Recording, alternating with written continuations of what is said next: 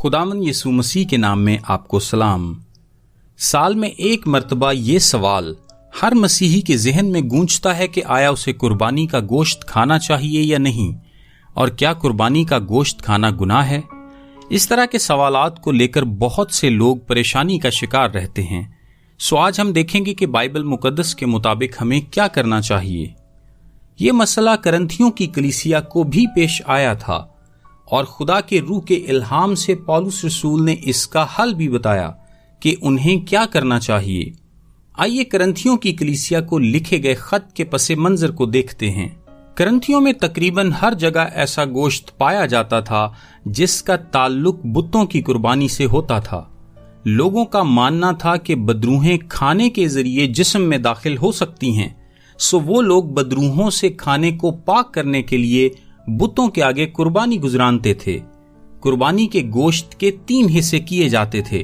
ایک حصہ بت کے آگے جلا دیا جاتا تھا، ایک حصہ قربانی گزراننے والے پجاری کو مل جاتا تھا، اور ایک حصہ قربانی کرنے والے اپنے گھر کو لے جاتے تھے تاکہ اسے کھا سکیں۔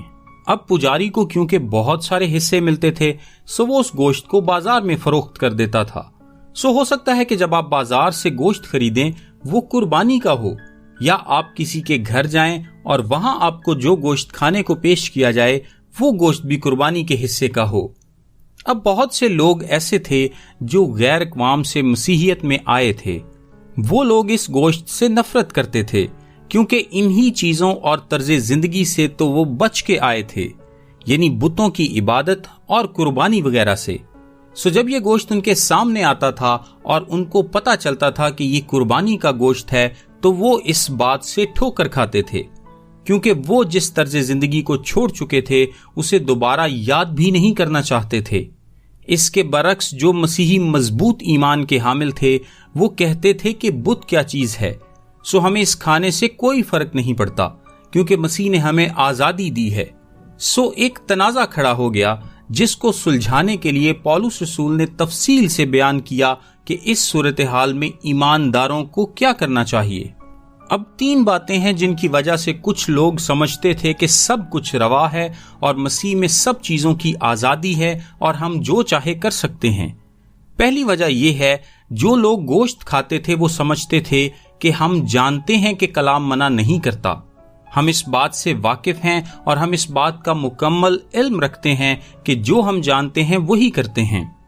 پولس نے اس بات کا جواب کچھ اس طرح لکھا جو پہلا کرنتھیوں 8 باب 2 سے 3 آیت میں ہے۔ لکھا ہے، اگر کوئی گمان کرے کہ میں کچھ جانتا ہوں تو جیسا جاننا چاہیے ویسا اب تک نہیں جانتا، لیکن جو کوئی خدا سے محبت رکھتا ہے اس کو خدا پہچانتا ہے۔ یعنی جو لوگ سمجھتے ہیں کہ وہ خدا کے کلام سے واقف ہیں کہ خدا کا کلام ایسا کرنے سے منع نہیں کرتا، تو جیسا جاننا چاہیے وہ ابھی تک نہیں جانتے، کیونکہ علم رکھنے سے بڑھ کر بھی کوئی چیز ہے، اور وہ ہے محبت۔ صرف تعلیم کا جاننا کافی نہیں۔ پہلی آیت میں لکھا ہے، علم غرور پیدا کرتا ہے لیکن محبت ترقی کا باعث ہے۔ آپ نے یہ تو سوچ لیا کہ کلام منع نہیں کرتا، اور یہ نہیں سوچا کہ کلام محبت کا بھی حکم دیتا ہے جو سب چیزوں سے بڑھ کر ہے۔ دوسری وجہ آیت نمبر 4 میں ہے، اور وہ یہ ہے کہ بت کوئی چیز نہیں۔ سو جب بت کوئی چیز ہی نہیں اور ان کا وجود ہی نہیں تو ہم گوشت کھانے سے کیوں باز رہیں؟ کیونکہ جب ایک چیز وجود ہی نہیں رکھتی تو وہ کھانے کو کیسے ناپاک کر سکتی ہے؟ اس کے جواب میں پولس بڑی تفصیل سے بیان کرتا ہے کہ جن کا دل کمزور ہے، یعنی جو ابھی نئے ایماندار ہیں اور ابھی اپنے ایمان میں پختہ نہیں ہوئے، جب وہ دوسروں کو اس گوشت کو کھاتے ہوئے دیکھتے ہیں اور خود بھی کھاتے ہیں تو ان کا ضمیر ان کو ملامت کرتا ہے۔ لکھا ہے، ان کا دل چونکہ کمزور ہے آلودہ ہو جاتا ہے۔ انہیں لگتا ہے کہ وہ گناہ کر رہے ہیں۔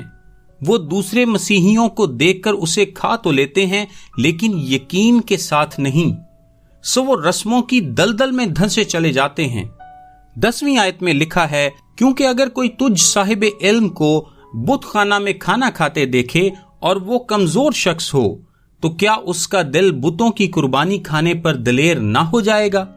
غرض تیرے علم کے سبب سے وہ کمزور شخص، یعنی وہ بھائی جس کی خاطر مسیح ہوا، ہلاک ہو جائے گا، और तुम इस तरह भाइयों के गुनहगार होकर और उनके कमजोर दिल को घायल करके मसीह के गुनहगार ठहरते हो। अब कमजोर शख्स गोश्त खाने से गुनाह कैसे करेगा? इसका जवाब रोमियो 14 बाब 23 आयत में लिखा है, मगर जो कोई किसी चीज में शुबा रखता है, अगर उसको खाए तो मुजरिम ठहरता है, इस वास्ते कि वो एतकाद से नहीं खाता, और जो कुछ एतकाद से नहीं वो गुनाह है। सो वो खा तो लेता है लेकिन एतकाद से नहीं, सो वो उस खाने से गुनहगार ठहरता है।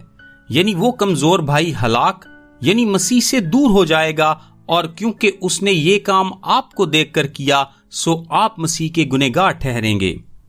तीसरी वजह जो लोग पेश करते हैं वो ये है कि जैसा कि आयत 8 में लिखा है, खाना हमें खुदा से नहीं मिलाएगा, और अगर ना खाएं तो हमारा कुछ नुकसान नहीं, और अगर खाएं तो कुछ नफा नहीं।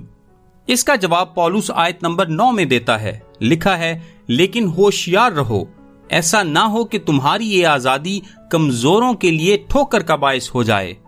सो इस सारी बात का खुलासा ये है कि जब आप यूं करते हैं, यानी किसी ईमानदार भाई की परवाह किए बिना महज अपनी मर्जी पूरी करने के लिए काम करते हैं, कुछ भी ऐसा जो आपके अपने दिल की मर्जी है और उसके दिल को जख्मी करते हैं, तो आप गुनाह करते हैं। किसके खिलाफ? मसीह के खिलाफ। ऐसा कैसे हो सकता है? क्योंकि वो ईमानदार मसीह के साथ एक है, और अगर आपने उसे नुकसान पहुंचाने के लिए कुछ किया तो आपने मसीह के खिलाफ गुनाह किया। यीशु मसीह ने कहा, लेकिन जो कोई इन छोटों में से जो मुझ पर ईमान लाए हैं किसी को ठोकर खिलाता है, उसके लिए ये बेहतर है कि बड़ी चक्की का पाट उसके गले में लटकाया जाए और वो गहरे समुंदर में डबो दिया जाए। मत्ती 25 बाब में यीशु ने कहा, जब तुमने मेरे इन सबसे छोटे भाइयों में से किसी के साथ ये सलूक किया तो मेरे ही साथ किया। बस भाइयों, खबरदार रहें कि आप कहीं अपने भाई को जख्मी ना कर दें। यहाँ इस्तेमाल होने वाले लफ्ज टुपटो के मानी है जख्म। जख्मी ना करें, क्योंकि ऐसा करने से आप मसीह के खिलाफ गुनाह करते हैं। ए अजीजों, आओ हम एक दूसरे से मोहब्बत रखें। कैसे? एक दूसरे की खातिर अपनी आजादी को महदूद करने से। सब कुछ कह चुकने के बाद आखिर में पौलुस खुलासा बयान करता है, यानी असूल आखज करता है। ऐसे हालात में जहां थोड़े बहुत भी शक की गुंजाइश हो, असूल ये है जैसा कि 13वीं आयत में लिखा है, इस सबब से अगर खाना मेरे भाई को ठोकर खिलाए, तो क्या लिखा है, मैं कभी हरगिज गोश्त ना खाऊंगा ताकि अपने भाई के लिए ठोकर का सबब ना बनूं। इस आयत में कुछ करने या ना करने का फैसला लेने के लिए असूल क्या है? असूल है मोहब्बत, यानी ये सोचना कि मेरा ये काम मेरे कमजोर ईमान वाले भाई पर कैसे असरअंदाज होगा। ये नहीं कि मुझे कोई परवाह नहीं, वो अपने ईमान में कमजोर है, वो अपनी कमजोरी की वजह से इन बातों को नहीं समझता, ये उसका मसला है। ये रवैया दुरुस्त नहीं। मसीह ने उसके लिए अपनी जान दी है। अगर आप उसके खिलाफ गुनाह करेंगे तो आप मसीह के खिलाफ गुनाह करेंगे। क्या हम अपनी कलीसियाओं में खुदा से इतनी मोहब्बत नहीं रखते कि अपने कमजोर भाइयों को बदनाम करने की बजाय उनकी हौसला अफजाई करें और उन्हें तामीर करें?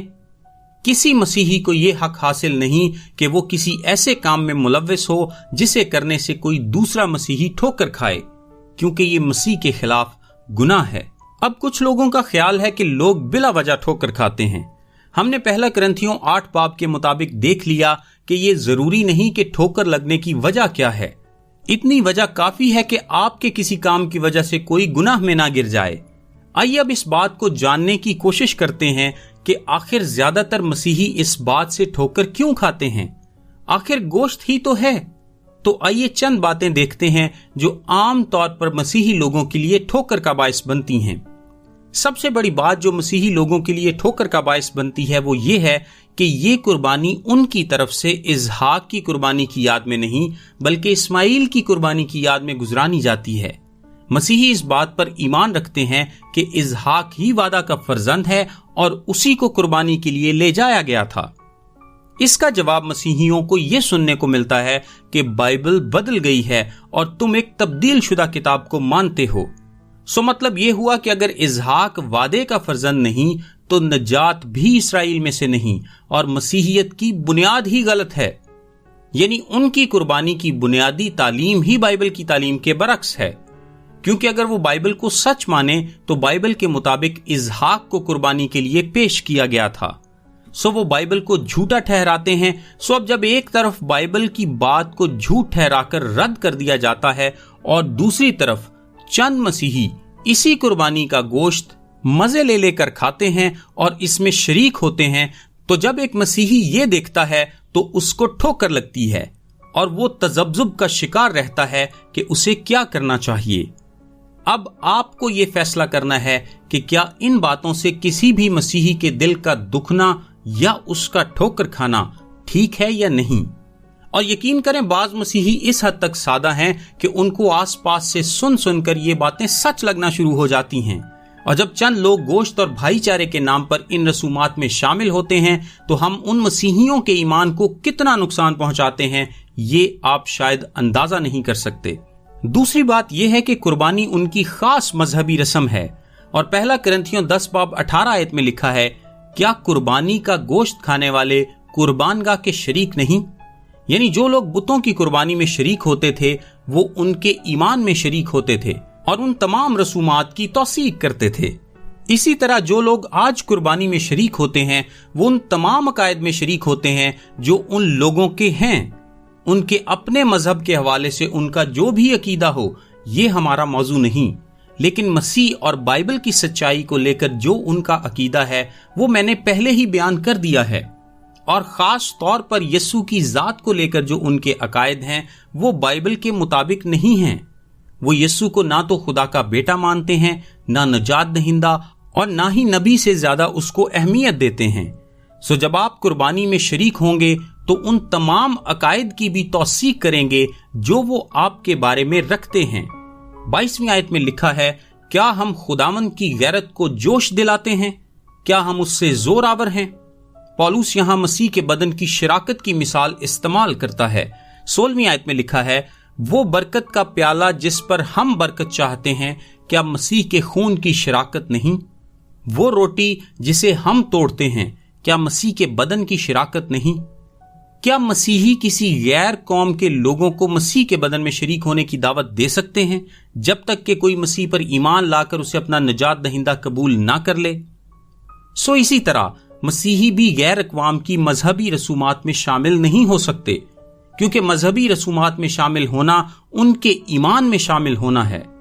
اور یاد رکھیں پہلا پطرس 2:16 آیت میں لکھا ہے، اور اپنے آپ کو آزاد جانو، مگر اس آزادی کو بدی کا پردہ نہ بناؤ، بلکہ اپنے آپ کو خدا کے بندے جانو۔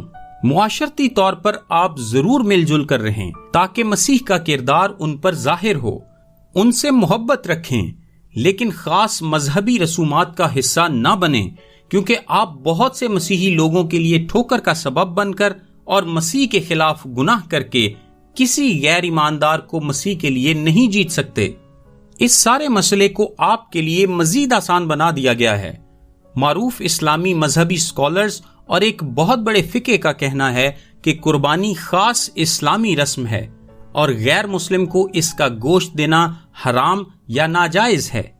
یہ بیان آپ کو یہ سمجھنے میں مدد دے گا کہ یہ واقعہ ہی ان کی خاص مذہبی رسم ہے اور وہ خود اس میں آپ کی شراکت نہیں چاہتے۔ آپ کو گوشت صرف وہ دے گا جو اس اصول سے ناواقف ہے یا اس بات کو تسلیم نہیں کرتا۔ وہ لوگ اس بارے میں زیادہ خیال رکھتے ہیں کہ کسی اور کی مذہبی رسومات میں شامل نہ ہوں اور نہ خود کی مذہبی رسومات میں کسی کو شامل کریں، کیونکہ مذہبی رسومات میں شریک ہونا صرف رسم ہی میں نہیں بلکہ اس کے پیچھے موجود ساری سوچ اور تعلیم میں شریک ہونا ہے۔ پہلے کرنتھیوں 10:31 آیت میں لکھا ہے، پس تم کھاؤ یا پیو یا جو کچھ کرو سب خدا کے جلال کے لیے کرو۔ اپنے ہی مسیحی بھائیوں کے لیے ٹھوکر کا سبب بن کر، چاہے وجہ کوئی بھی ہو، اور کلام مقدس کی تعلیم کے برعکس قربانی میں شریک ہو کر آپ کیسے خدا کے نام کو جلال دیں گے، یہ بات میری سمجھ سے بالاتر ہے۔ خدا آپ کو برکت دے، آمین۔